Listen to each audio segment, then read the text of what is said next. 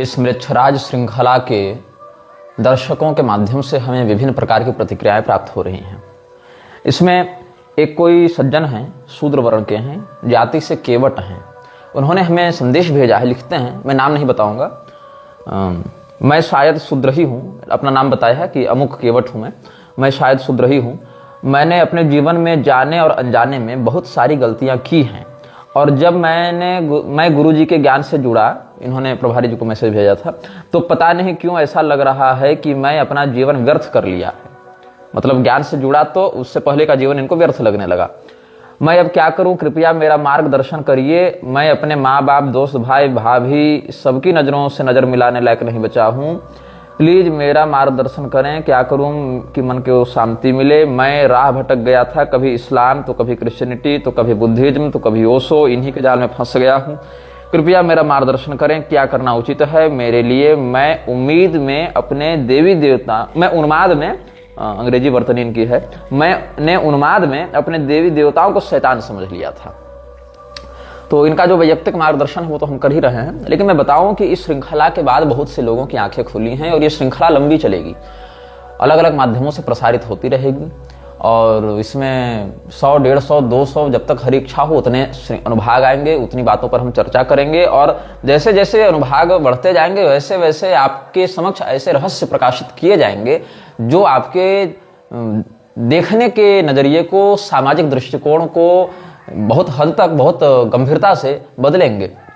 इस श्रृंखला को देखने के साथ साथ बहुत से दर्शकों को बहुत कुछ अनुभव भी हुए। श्रृंगेरी से हमारे पास एक फोन आया था, जैसा कि मैंने आपको पहले बताया था कि एक दिन 4 बजे सुबह एक साधक आए थे और दरवाजे पर उन्होंने दस्तक दी थी। फिर मैंने दरवाजा खोला, उन्होंने कहा कि कोई दूसरे साधक उनको स्वप्न में आकर मृच्छराज का चित्र बनाकर दिखा रहे थे, और वो बहुत डर गए थे और कांपते हुए मेरे पास आए थे रात को।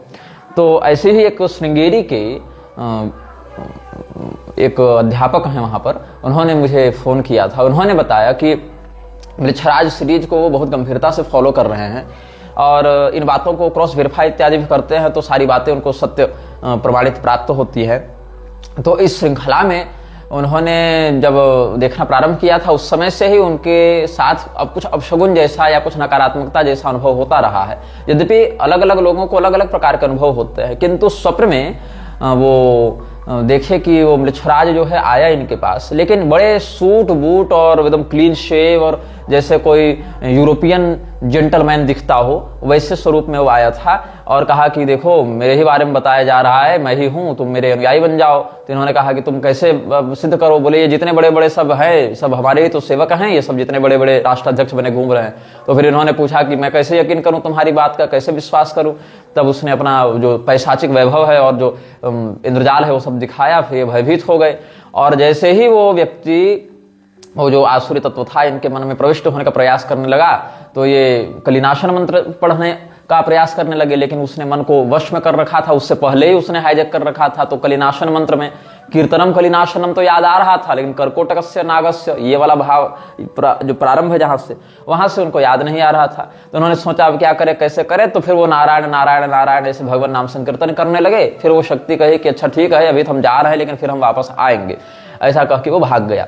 और जब ये प्रातः काल, ये सब जब इनका स्वप्न टूटा, तो ये स्वप्न टूटते ही देखते कि सुबह एकदम 4 बज रहे हैं, और जैसे अपने कक्ष का दरवाजा खोले, देखते हैं सामने एक चूहा किसी ने मार कर फेंका हुआ है। प्राकृतिक नहीं मरा, किसी ने मार कर ये चूहा उनके इसमें दरवाजे पर फेंका हुआ है। और फिर जिस संस्थान में वो पढ़ाते हैं, उस संस्थान में भी उनकी जो नियमित कक्षाएं चलती थी, वहां से उनको स्थानांतरित करके किसी पुराने बिल्डिंग में, जहां सुनसान हो, एकांत हो, और जहां पर अधिक लोग आते जाते न हो, वहां पर एक कक्ष में उनको पढ़ाने के लिए कहा गया है। और प्रतिदिन कुछ ऐसा होता है उनके साथ कि रात को 8 बजे के बाद भी उनको वहां जाना ही पड़ता है। तो वही कह रहे थे कि कहीं एकांत में जाकर किसी मानसिक विकृति को जन्म देने का प्रयास तो नहीं करते हैं ऐसी शक्तियां। ये सब बातें वो साझा कर रहे थे।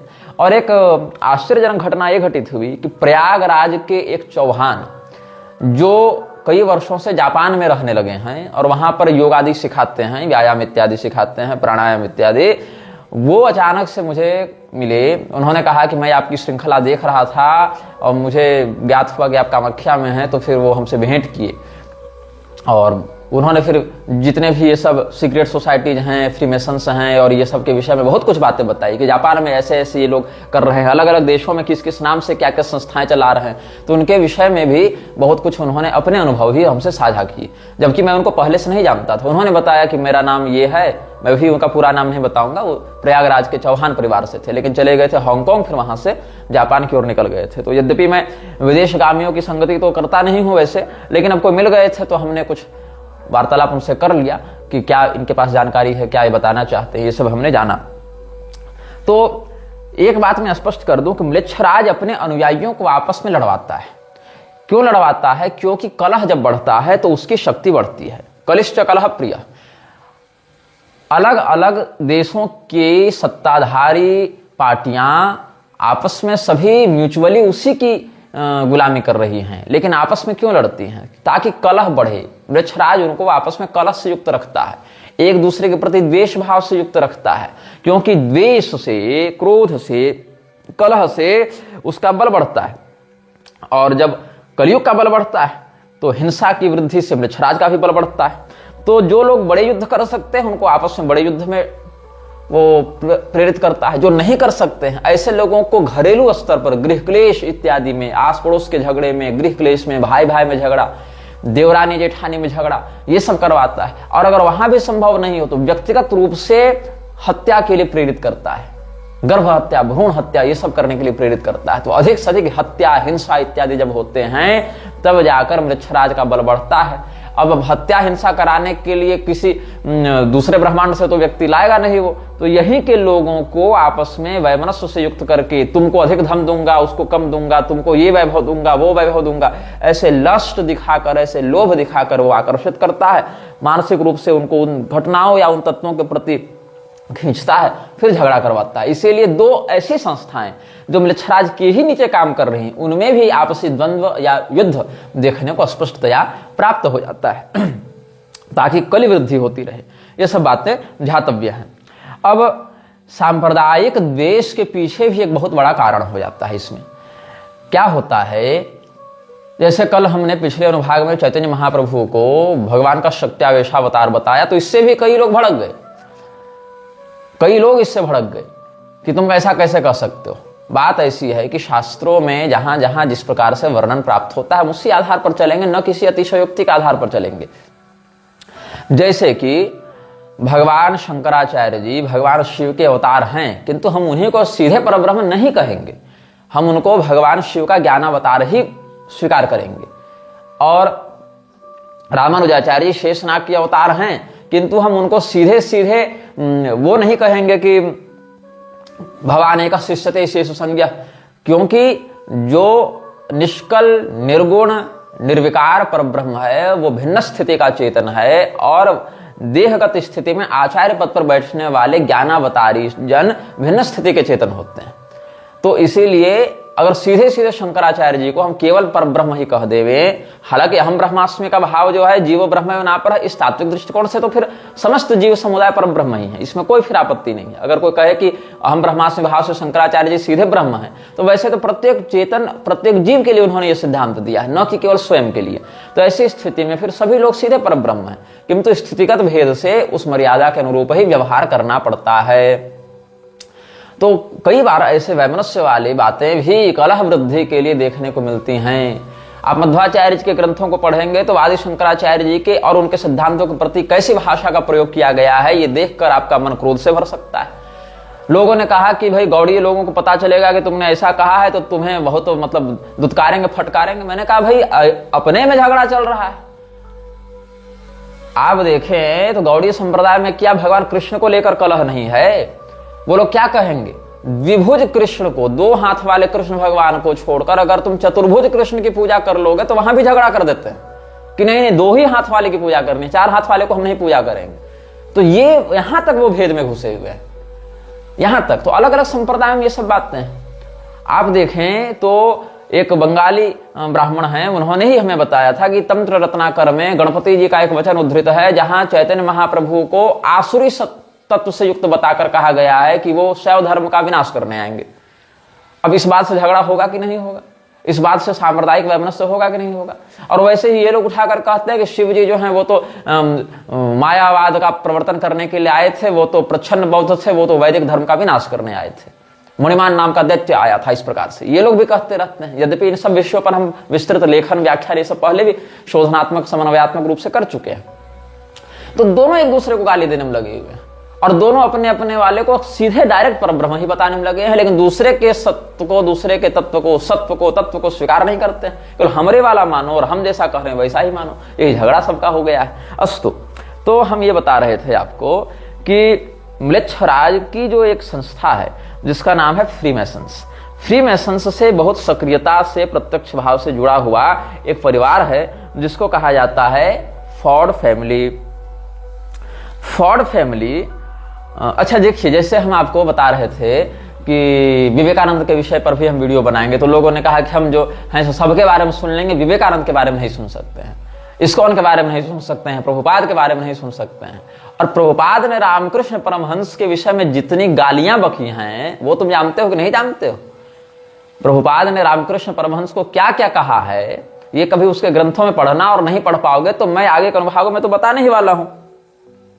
अस्तु, हम आपको बता रहे थे कि कैसे फॉर्ड परिवार ने इस्कॉन को स्पॉन्सर किया, कैसे फॉर्ड परिवार फ्रीमेसन्स से जुड़ा हुआ है और कैसे फॉर्ड परिवार जू समुदाय का, यहूदी समुदाय का, जुडाइज्म का एक संक्रमण हिंदुओं के मध्य फैलाने वाला है, ये भी बताएंगे। जो लोगों को लगता है कि इस्कॉन हिंदू धर्म का प्रचार कर रहा है उनको भी बताएंगे कि क्यों इस्कॉन के मंदिर सरकार के अधिग्रहण में नहीं है लेकिन हिंदुओं के मंदिर सरकार के अधिग्रहण में है, क्योंकि इस्कॉन स्वयं को हिंदू नहीं मानता है, इस्कॉन स्वयं को इस्कॉन मानता है, इस्कॉन स्वयं को हिंदू नहीं मानता है। जो खुश होकर तुम लोग उछलते हो ना, इस्कॉन हिंदू धर्म का प्रचार कर रहा है, इस्कॉन हिंदू शब्द से ही नफरत करता है और इसका प्रमाण भी हम आपको देते जाएंगे, आप केवल सुनते जाइए, आप केवल इन तथ्यों से अवगत होते जाइए।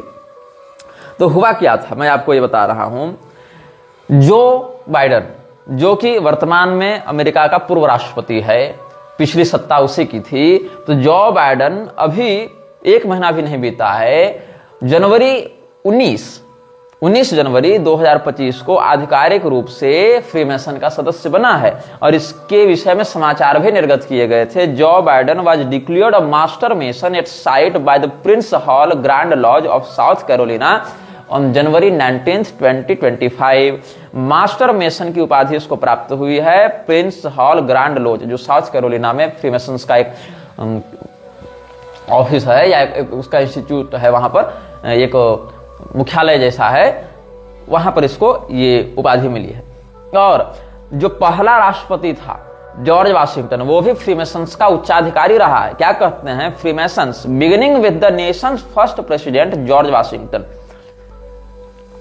और आधिकारिक रूप से सत्ता में रहते हुए फ्रीमेसन्स का जो उद्घोषित सदस्य रहा है वो कौन था? फॉर्ड परिवार का ही एक व्यक्ति था। क्या नाम था? Gerald Ford. इसके विषय में भी आप जान लें, ये 1913 ईस्वी में जन्मा था, 2006 ईस्वी तक जीवित रहा था और 9 अगस्त 1974 से लेके 20 जनवरी 1977 ईस्वी तक ये अमेरिका का राष्ट्रपति रहा था। कौन? गेराल्ड फोर्ड, गेराल्ड फोर्ड, या इस प्रकार से कुछ इसका उच्चारण होगा, तो गेराल्ड फोर्ड ही होना चाहिए। The most recent president to have undisputed membership is Gerald Ford, ये था। तो इसमें क्या हुआ है, हेनरी फोर्ड के विषय में हम बताना चाहेंगे। हेनरी फोर्ड वो व्यक्ति है जिसने फोर्ड फाउंडेशन की नींव रखी थी। फोर्ड फाउंडेशन बाहर से गाड़ियां बनाने का काम करता है, ऑटोमोबाइल का उसका बिजनेस है।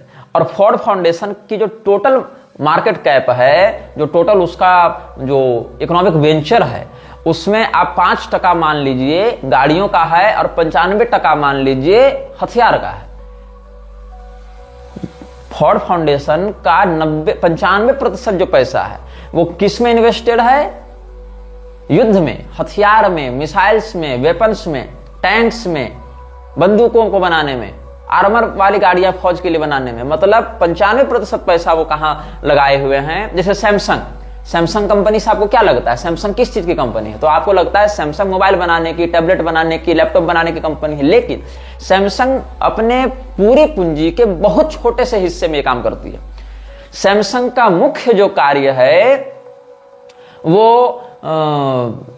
रियल एस्टेट का है, होटल्स का है, होटल चेन का है, रियल एस्टेट का काम है सैमसंग का मुख्य। और सैमसंग जो है वो बाहर से केवल स्वयं को एक मोबाइल कंपनी के रूप में एडवर्टाइज करती है। वैसे ही फोर्ड का बाहरी रूप है ऑटोमोबाइल कंपनी के रूप में, आंतरिक है उसका हथियारों के सेक्टर में इन्वेस्ट करने का। फिर से बैंकिंग सेक्टर में फोर्ड का बहुत बड़ा हाथ है।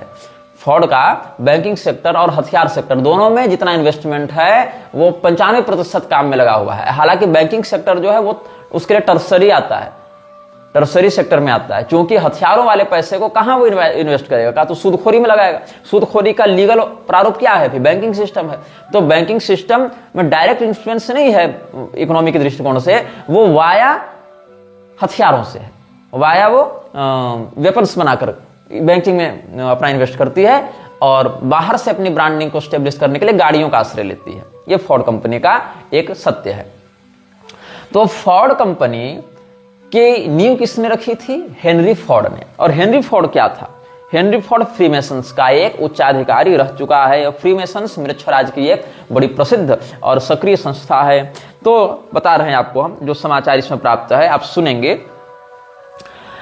At the annual meeting of the Supreme Council for the Scottish Rites Northern Masonic Jurisdiction held in September 1940 in Cincinnati, Ohio, George E. Bushnell, deputy for the state Michigan, presented the name of Henry Ford of Dearborn, Michigan, to receive the degrees of the right from the 4th to the 32nd, inclusive, and thereafter the 33rd degree, and asked for unanimous consent to ballot upon this nomination. The request was granted, and the ballot spread, and it proving to be clear, Henry Ford was declared to be elected to receive the degrees of the right from the 4th to the 32nd, inclusive, in some value of the jurisdiction in which the degrees were being worked under the direction of sovereign grand commander, and the 33rd degree after he has been duly created a sublime prince of the royal secret.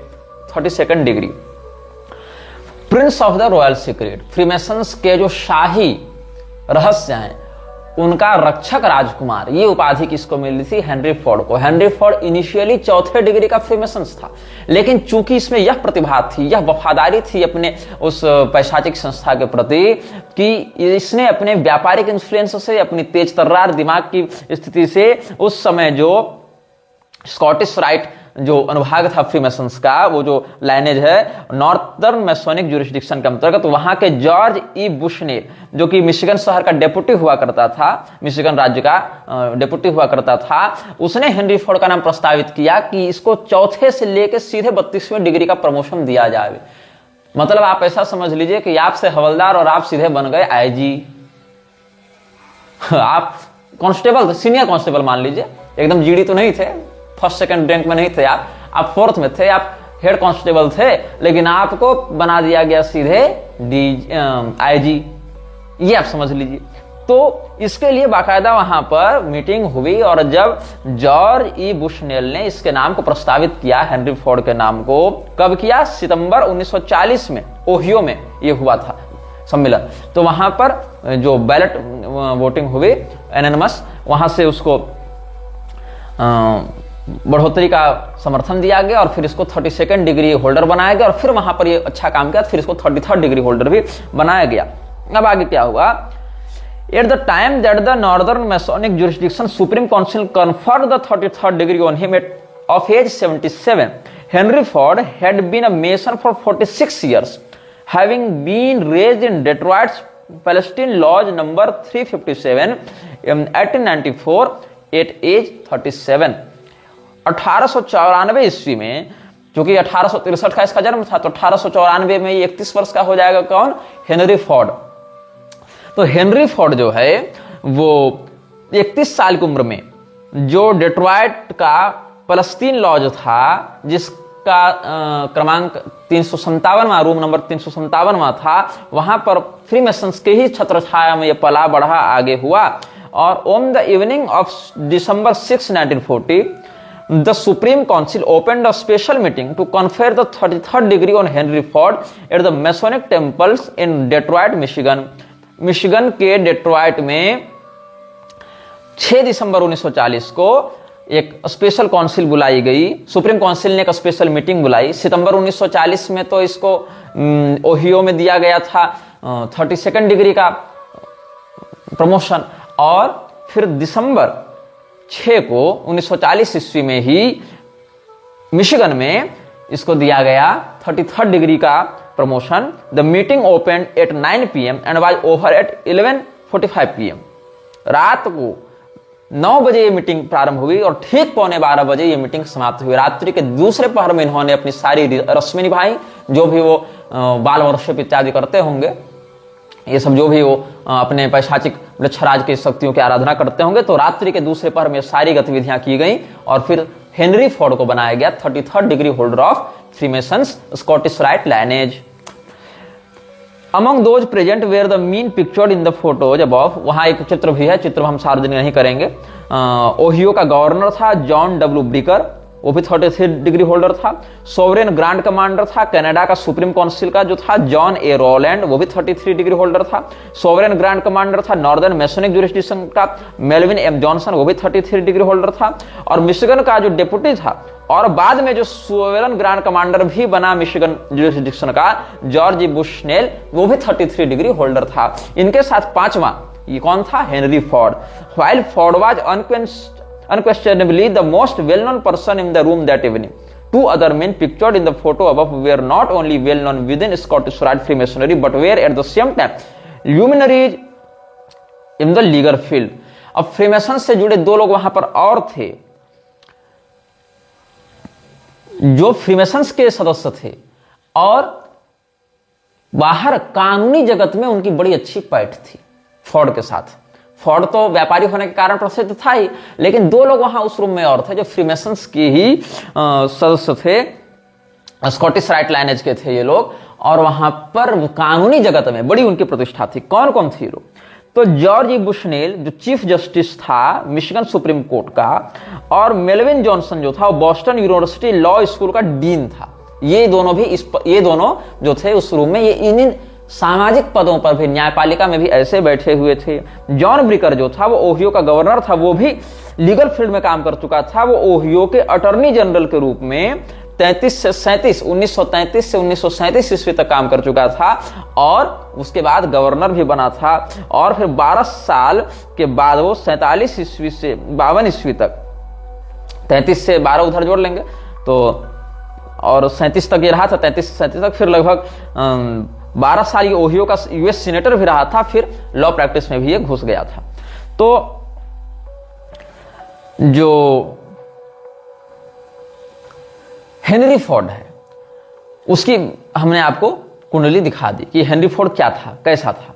और Henry Ford का जो परपोता है Alfred Bruce Ford, जिसका जन्म 1950 में हुआ था, वो किसका स्पॉन्सर था? अम्बरीश दास के नाम से ये अपने आप को बदल लेता है। कौन? Alfred Bruce Ford. ये प्रभुपाद का सबसे बड़ा इन्वेस्टर में से एक था। आप गूगल में एक सर्च करेंगे term ISKCON relationship with juice, JEWS, या इस्कॉन एंड जूस, या जूस इन्फ्लुएंस इन इस्कॉन, ऐसे आप कीवर्ड सर्च करेंगे तो आपको यह ज्ञात होगा कि इस्कॉन की जो जीबीसी है, जीबीसी मतलब उसकी जो केंद्रीय गवर्निंग बॉडी है, आप मान लीजिए, जो पूरे विश्व में इस्कॉन की गतिविधियों को रेगुलेट करती है, इस संस्था में घुसे हुए बड़े बड़े उच्चाधिकारी अधिकतर यहूदी हैं, घोषित रूप से यहूदी हैं, बड़े बड़े बैंकर्स हैं, इन्वेस्टर्स हैं। ये इस्कॉन को रन कर रहे हैं। कोई हिंदू धर्माचारी इस्कॉन को नहीं रन कर रहा है, यहूदी रन कर रहे हैं इस्कॉन को, पैसे से भी, पॉलिटिक्स से भी, औकात से भी। और इस्कॉन को पैसा भी इन्होंने दिया, इस्कॉन को प्लेटफॉर्म भी इन्होंने दिया, इस्कॉन को वर्ल्ड वाइड इन्हीं लोगों ने पहुंचाया। और मैक्सिको के फ्रीमेसन लॉज में बाकायदा प्रभुपाद गया भी था और उसका प्रवचन करता हुआ चित्र हमने आप सबों को सार्वजनिक रूप से पिछले अनुभागों में बता भी दिया था, दिखा भी दिया था। तो हम आपको अल्फ्रेड फोर्ड के विषय में बता रहे थे। आपको जो गेराल्ड फोर्ड है अमेरिका का राष्ट्रपति, तो जिस समय गेराल्ड फोर्ड अमेरिका का राष्ट्रपति था उसी समय अल्फ्रेड फोर्ड ने प्रभुपाद को इन्फ्लुएंस करना प्रारंभ किया था। तो अल्फ्रेड फोर्ड जो है वो कौन है? Alfred Bruce Ford, also known as Ambarish Das, is an American businessman and the great grandson of Henry Ford, founder of the Ford Motor Company. Prabhupada के पूरी कुंडली बताने से पहले हम आपको दोनों लाइनें बता रहे हैं। एक पिछले अनुभाग में बता दिए कि प्रभुपाद की जो गुरु परंपरा है उसका फर्जीवाड़ा क्या है, और प्रभुपाद के जो इन्वेस्टर्स हैं, जो उसके इन्फ्लुएंसर्स हैं, जो उसको प्लेटफॉर्म देने वाले लोग हैं, वो किस प्रकार से मृक्षराज की संस्थाओं से जुड़े हुए हैं। दोनों बातों को जब हम एक साथ लाएंगे, कहां से उसको रूप मिला, नाम मिला, मंत्र मिला और कहां से पैसा मिला, दोनों को लाकर जोड़ेंगे प्रभुपाद पर, फिर आगे बताएंगे कि इसने क्या क्या कर्मकांड कर रखे हैं। तो हेनरी फोर्ड के विषय में आपको हम बता चुके हैं कि कितने गहराई से ये घुसा हुआ था फ्रीमेसन्स में और उसके एक उच्चाधिकारी के रूप में ये प्रतिष्ठित था। उसी के परपोते अल्फ्रेड फोर्ड ने प्रभुपाद से मिलकर दीक्षा ली थी और नाम रखा था अम्बरीश दास। तो he has been an initiated disciple of AC Bhaktivedanta Swami Prabhupada since 1974। ये 1974 में दीक्षा लेता है किससे? प्रभुपाद से। कौन? Alfred Ford. अल्फ्रेड फोर्ड कौन है? अमेरिका का एक प्रसिद्ध उद्योगपति है। किसका परपोता है? हेनरी फोर्ड का। हेनरी फोर्ड कौन था? हेनरी फोर्ड फोर्ड फाउंडेशन का संस्थापक था, प्लस हेनरी फोर्ड फ्रीमेसन्स में 33 डिग्री होल्डर था। ऊपर से जो गेराल्ड फोर्ड है वो किस समय था राष्ट्रपति अमेरिका का? 1974 से 1977 तक। 1974 में गेराल्ड फोर्ड बनता है अमेरिका का राष्ट्रपति, और 1974 में ही अल्फ्रेड फोर्ड जो है वो दीक्षा लेता है किससे? प्रभुपाद से। देख रहे हो कनेक्शन? इतना स्पष्ट कनेक्शन भी नहीं दिख रहा है तो फिर जाकर अंधे हो जाओ। तो क्या हुआ इसके साथ? He first met Bhakti Vedanta Swami in Dallas, USA. Alfred Ford joined the International Society for Krishna Consciousness, the Hare Krishna, in 1975. 74 में मिला। जब गेराल्ड फोर्ड राष्ट्रपति बना उसी समय अल्फ्रेड फोर्ड किससे मिलता है? प्रभुपाद से मिलता है। 75 ईस्वी में उसने दीक्षा ली। And that same year he made his first trip to India with Prabhupada, और तुरंत इंडिया आया प्रभुपाद के साथ। और क्या किया? He assisted in the establishment of the first Hindu temple in Hawaii and also donated $5 lakh to help establish the Bhakti Vedanta cultural centre in Detroit, which was completed in 1983। अब जो है 74 ईस्वी में गेराल्ड फोर्ड अमेरिका का राष्ट्रपति बनता है। गेराल्ड फोर्ड फ्रीमेसन्स का एक उच्चाधिकारी रह चुका है और उच्चाधिकारी रहते हुए अमेरिका की सत्ता को कंट्रोल कर रहा था। हिंदी वर्तनी में जेराल्ड और गेराल्ड दोनों शब्द हमें प्राप्त हुए हैं। तो ये जो गेराल्ड फोर्ड था या जेराल्ड फोर्ड था, इसकी हैसियत तुम समझ सकते हो, या मृक्षराज कैसे इन्फ्लुएंस करता है वर्ल्ड पॉलिटिक्स को या राष्ट्राध्यक्षों की सत्ता को। इसको समझने के लिए मैं तुम्हें एक झटकेदार बात बताने वाला हूं कि अमेरिका का राष्ट्रपति जब जेराल्ड फोर्ड बना, कब बना? 1974 में बना, the same year when Alfred Ford joined Prabhupada.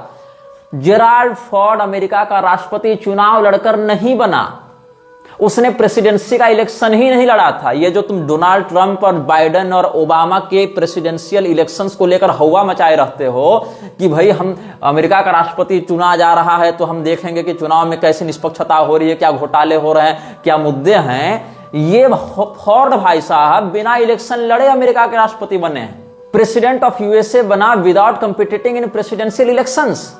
तो कहो कि हो सकता है ये उपराष्ट्रपति का चुनाव लड़े हों, उपराष्ट्रपति बने हों और बाद में फिर राष्ट्रपति के मरने पर या रिजाइन देने पर इनको स्वाभाविक प्रमोशन मिल गया हो राष्ट्रपति के रूप में। ऐसा होता है ना, जैसे कि राष्ट्रपति अगर अस्वस्थ हो, मर जावे या रिजाइन दे देवे तो अगले चुनाव तक जो उपराष्ट्रपति है उसी को राष्ट्रपति के रूप में प्रोन्नत कर दिया जाता है। ये एक वैकल्पिक बात संविधान में होती है। किंतु मजे की बात क्या है कि जेराल्ड फोर्ड भाई साहब ने तो उपराष्ट्रपति का भी चुनाव नहीं लड़ा था, ये वाइस प्रेसिडेंसी का भी चुनाव नहीं लड़े थे, प्रेसिडेंसी का भी चुनाव नहीं लड़े थे, लेकिन सीधे प्रेसिडेंट बने। और ये नहीं कि इनके प्रेसिडेंट बनने के बाद मध्यावधि चुनाव करवा दिया गया, नहीं, बढ़िया ये लगभग 800-900 दिनों तक राष्ट्रपति बने, मतलब मोर देन 2 इयर्स ये राष्ट्रपति बने रहे। 74 से 77 तक बने रहे ये। हालांकि 77 पूरा नहीं रहे, 74 पूरा नहीं रहे, 75 76 पूरा रहे, और उधर 74 का उत्तरार्ध और इसका पहले 77 में। लेकिन लगभग ये 2.5 वर्षों तक राष्ट्रपति बना रहा अमेरिका का कौन? Gerald Ford. फ्रीमेसन्स का 33 डिग्री होल्डर था, चुनाव नहीं लड़ा, समझ रहे हो? हेनरी फोर्ड डेट्रॉइट में 33 डिग्री होल्डर बनता है। जेराल्ड फोर्ड फ्रीमेसन्स का 33 डिग्री होल्डर बनता है। जेराल्ड फोर्ड जो फ्रीमेसन्स का घोषित उच्चाधिकारी था, बिना राष्ट्रपति या उपराष्ट्रपति का चुनाव लड़े सीधे अमेरिका का राष्ट्रपति 2.5 साल तक बना रहता है। और जिस साल वो राष्ट्रपति बनता है उसी साल हेनरी फोर्ड का परपोता अल्फ्रेड फोर्ड ज्वाइन करता है प्रभुपाद को, और अगले ही साल भारत आता है। और उसके अगले ही साल जब जेराल्ड फोर्ड बना हुआ था बिना चुनाव लड़े अमेरिका का राष्ट्रपति, तब डेट्रॉइट में हेनरी फोर्ड का जहां अभिषेक हुआ था 33 डिग्री होल्डर के रूप में, उसी शहर में प्रभुपाद कल्चरल सेंटर बनाने के लिए लाखों डॉलर का दाम देता है अल्फ्रेड फोर्ड प्रभुपाद को। यह कनेक्शन समझ में आ रहा है तुमको? हेनरी फोर्ड डेट्रॉइट में बनता है फ्रीमेसन्स का 33 डिग्री होल्डर। 1974 में जेराल्ड फोर्ड बनता है अमेरिका का राष्ट्रपति, वो भी फ्रीमेसन्स का 33 डिग्री होल्डर। अल्फ्रेड फोर्ड जो हेनरी फोर्ड का परपोता है, वो 1974 ईस्वी में ही, the same year when Gerald Ford became the president of USA, in the same year Alfred Ford joined ISKCON and initiated the discipleship of Prabhupada in 1975। यह भी ध्यातव्य बात है। तो प्रभुपाद से 1974 में मिला अल्फ्रेड फोर्ड, उसी साल जिस साल जेराल्ड फोर्ड अमेरिका का राष्ट्रपति बना था, जो फ्रीमेसन्स का सदस्य था। अल्फ्रेड फोर्ड का परदादा भी फ्रीमेसन्स का सदस्य था। अल्फ्रेड फोर्ड का परदादा डेट्रॉइट में फ्रीमेसन्स का उच्चाधिकारी बना था। अल्फ्रेड फोर्ड प्रभुपाद से 1974 में मिला, 75 में भारत आया, दीक्षा इत्यादि लेके, और फिर $5 लाख उसने डेट्रॉइट में ISKCON के संस्थापना के लिए, प्रभुपाद कल्चरल सेंटर की स्थापना करने के लिए डोनेट किया। समझ रहे हो कैसे घुसा हुआ है? ISKCON हिंदू धर्म का प्रचार कर रहा है। फिर से समझाता हूं, सारे नामों को फिर से याद रखना, और तुम इस बात को वेरीफाई भी करना, क्रॉस चेक भी करना, मेरी बातों पर आंख मूंद कर भरोसा मत करना। हेनरी फोर्ड डेट्रॉइट में बनता है 1940 में, 1940 ईस्वी में, फ्रीमेसन्स का 33 डिग्री होल्डर। कौन बनता है? Henry Ford. कहां बनता है? डेट्रॉइट में। उसका परपोता अल्फ्रेड फोर्ड 1974 में प्रभुपाद से मिलता है। 1974 ही वह साल है जब जेराल्ड फोर्ड बना अमेरिका का राष्ट्रपति। जेराल्ड फोर्ड फ्रीमेसन्स का एक उच्चाधिकारी रह चुका है। अल्फ्रेड फोर्ड प्रभुपाद से मिलता है 74 में, 75 में दीक्षा लेता है, और $5 लाख देता है। किस बात के लिए? कि मेरा परदादा हेनरी फोर्ड जिस डेट्रॉइट में फ्रीमेसन्स का 33 रैंक होल्डर बना था, डिग्री होल्डर बना था, वहां पर आप प्रभुपाद कल्चरल सेंटर की स्थापना कीजिए। ये बात हो गई। अब आगे देखो क्या हुआ। इतना ही नहीं,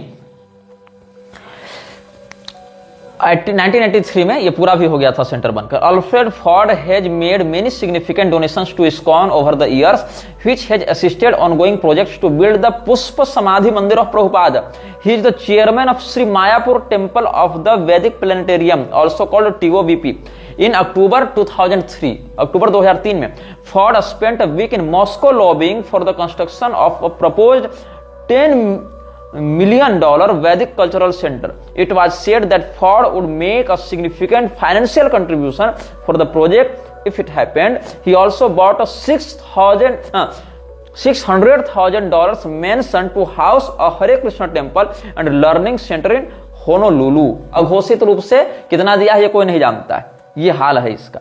तो यही अल्फ्रेड फोर्ड, यही जेराल्ड फोर्ड, यही हेनरी फोर्ड, ये पूरा फोर्ड परिवार जो कि फ्रीमेसन्स के घोषित और सक्रिय उच्चाधिकारियों में से रहे हैं, ये प्रभुपाद को कैसे इन्फ्लुएंस करते हैं और कैसे प्रभुपाद इन लोगों से पैसा लेकर, और इधर की जो गौड़ीय मठ की जो नकली परंपरा थी, जो कि केदारनाथ दत्त और विमल प्रसाद दत्त ने विद्रोह करके गौड़ी संप्रदाय से अलग करके अपना एक इस्टेब्लिशमेंट किया था, उन दोनों को जोड़कर ISKCON को आगे बढ़ाता है और लोगों को मूर्ख बनाता है कि हम भगवान का प्रचार कर रहे हैं, हम तो हरे कृष्ण आंदोलन कर रहे हैं, हम तो लोगों को गोलोक भेज रहे हैं। ये सब बातें।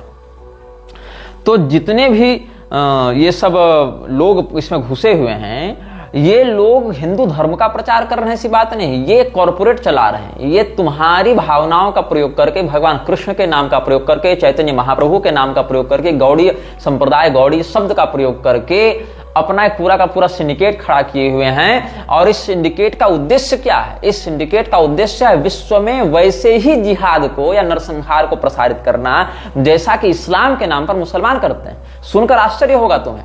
यस, आप इस बात को क्रॉस वेरीफाई कर सकते हैं। प्रभुपाद इस बात के लिए बहुत अधिक लालायित था, उसकी महत्वाकांक्षा थी कि हम वैसे ही विश्व में तलवार लेकर चलें और लोगों का माथा काटें जैसे मुसलमान इस्लाम के नाम पर अपने विरोधियों का माथा काटते हैं। ये इसकी इच्छा थी। और आप बोलेंगे इसका प्रमाण क्या है? तो प्रमाण मिलेगा, बिल्कुल मिलेगा, लेकिन प्रमाण यहां नहीं मिलेगा। प्रमाण मिलेगा आगे के अनुभागों में, क्योंकि दो अनुभागों में हम आपको बताए हैं कैसे केदारनाथ दत्त और विमल दत्त के फ्रॉड को आगे बढ़ाया अभय डे ने उर्फ प्रभुपाद ने, और कैसे फ्रीमेसन्स का पूरा सहयोग इसने आर्थिक रूप से प्राप्त किया और अपने एक संस्था को क्रिएट किया। और फिर आगे बताएंगे कि कैसे ये लोग हिंदू धर्म के अन्य संप्रदायों को गाली देते हुए, अन्य देवताओं को गाली देते हुए ईसाईयत या इस्लाम की प्रशंसा करते हैं। कैसे ये लोग तरह तरह की अनैतिक गतिविधियों में लिप्त हैं और कैसे इन्होंने विश्व में नरसंहार की योजना बनाई थी या बना रहे हैं गुप्त रूप से। इन विषयों पर सब प्रमाण, एक एक वाक्य को कोट करते हुए, उसका प्रमाण देते हुए, प्रभुपाद ने कहां कहा, कब कहा, किस तारीख को कहा, कहां लिखा, किसके सामने कहा, सारे प्रमाण के साथ हम आपको ये सब आगे के अनुभागों में व्यक्त करेंगे। यह वीडियो जल्द ही हटा दिया जा सकता है। कृपया थर्ड पार्टी ऐप्स का उपयोग करके डाउनलोड करें। आप इस वीडियो को अपने चैनल पर फिर से अपलोड भी कर सकते हैं।